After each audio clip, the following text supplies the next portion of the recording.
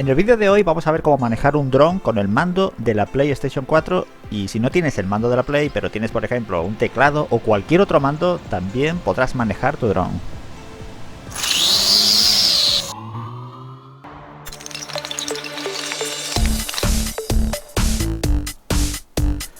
Para este vídeo voy a usar este dron que ya hice una review, que la dejaré en la descripción de este vídeo, y voy a controlarlo con el mando de la consola PlayStation 4.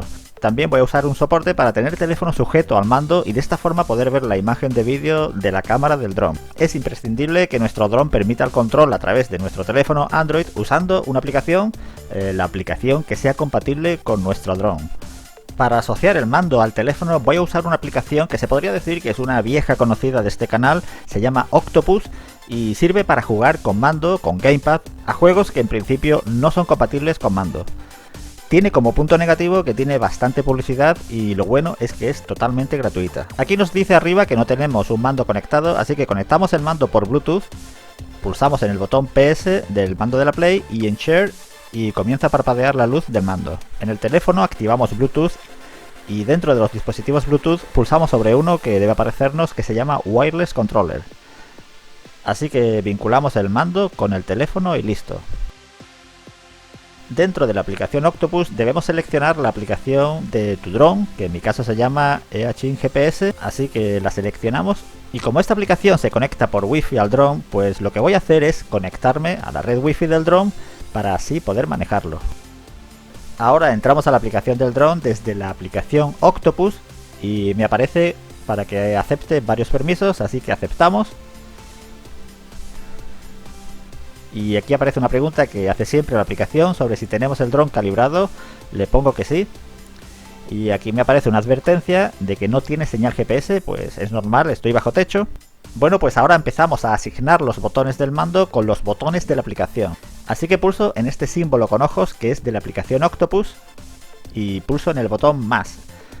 Y luego en la opción Key y este pequeño círculo que se ha creado lo ponemos por ejemplo encima del botón de la cámara de vídeo. Y le voy a asignar el botón R2 que en muchos juegos se utiliza para disparar, pues aquí dispararé vídeos, pues va a accionar la cámara del dron.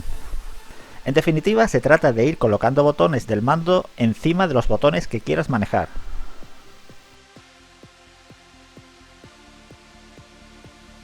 Aquí saco la leva izquierda para subir o bajar la altura del dron y la leva derecha para ir hacia adelante, hacia atrás o a los lados. Y por último voy a mapear los botones de aterrizaje y despegue.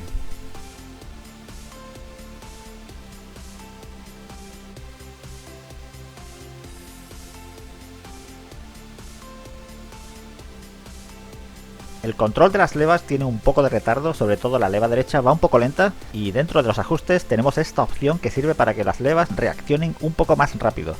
De todas formas, la aplicación Octopus, que llevo tiempo usándola, en algunas actualizaciones funcionaba mejor que en esta, así que ya os digo que cada actualización es un poco sorpresa. Si os fijáis, hay un mensaje que aparece todo el rato que pone que no detecta los servicios de Google.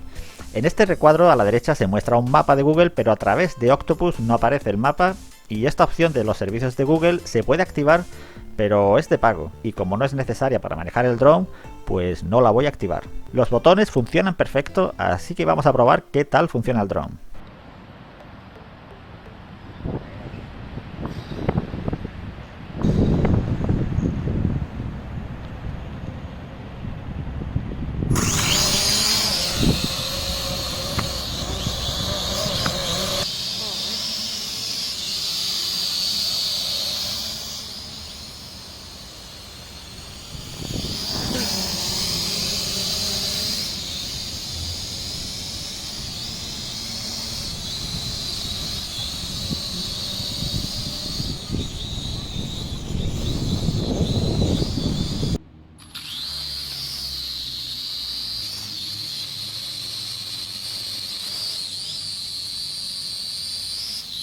Si no tienes un mando de la Play, el proceso es el mismo, se trata de vincular y mapear botones, aunque este mando que veis es más bien un teclado inalámbrico que se configura desde el modo teclado en Octopus.